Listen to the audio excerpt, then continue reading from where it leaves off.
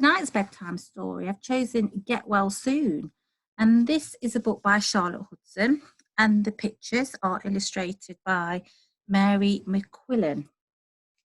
And it made me think of some traditional stories that you may know, particularly the front cover and who's on it. Let's find out who needs to get well. Oh, it's a wonderful story, Matt.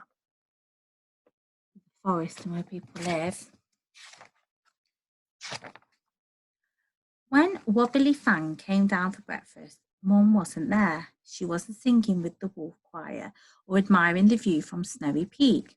All that was left of her was her moon feather coat.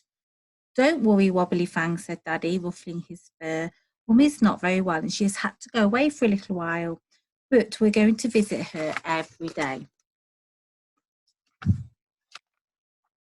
He swung Wobbly Fang into the wagon and off they went to see her, past the pine trees and singing birds, past the snowy peaks and big rivers and into a different world. So that map that we saw at the beginning, I remember seeing this building. Mummy lay in a strange room. She didn't look like Mummy. She looked small and lost and alone.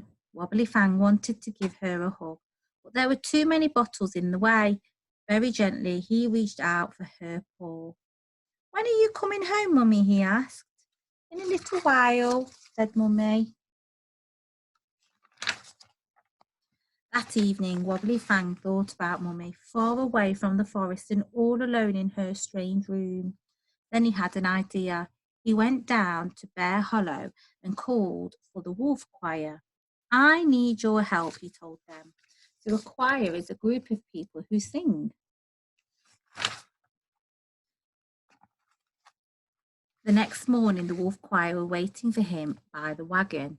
When they reached the hospital, Wobbly Fang led them into Mummy's room.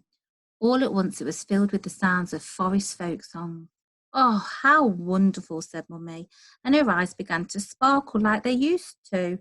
Very gently, Wobbly Fang reached over and planted a kiss on the tip of her nose. When are you coming home, Mummy? He asked. In a little while, said Mummy. So that really did cheer her up, and a very thoughtful thing to do. That evening, Wobbly Fang climbed to the top of Snowy Peak. He took out his paintbox and painted the green pines, the mountains, and the blue river. Under a blossoming tree, he added two wolves dancing together. I think he's drawing that and painting it for his mum. How wonderful, said Mummy when she saw her view from Snowy Peak. Her ears pricked up just like they always did when she was happy. Wobbly Fang moved the bottles to one side. He climbed onto Mummy's bed and gave her a little hug. When are you coming home? He asked. In a little while, said Mummy. There they are, enjoying the picture and sharing some quality time together. Wobbly Fang sat in the kitchen that evening. He buried his nose in Mummy's moon feather coat. It smelt of Mummy and their forest walks to Snowy Peak. Suddenly, a little while seemed an awfully long time. What are you going to bring Mummy tomorrow? Asked Daddy as he tucked Wobbly Fang up in bed. Wobbly Fang closed his eyes. There was only one thing left to give. I wonder what he was thinking. When they arrived at the hospital the next morning, Wobbly Fang ran up to Mummy's room. But when he got there, her bed was empty. Mummy, howled Wobbly Fang. But there was no answer. He shuffled under the beds and opened the cupboards, but it was no good. Mummy was nowhere to be found. And then suddenly, Wobbly Fang heard the faint howl of a forest folk song. He followed it down a long corridor, round a corner, and there, sitting on a bench with her suitcase, was Mummy. And she's sitting there waiting, I think, to go home. Wobbly Fang flew into her arms. I've been waiting for you, said Mummy, giving him a big hug. And you've brought my moon feather coat. When are you coming home, Mummy? Asked Wobbly Fang. Now, said Mummy, and off they went.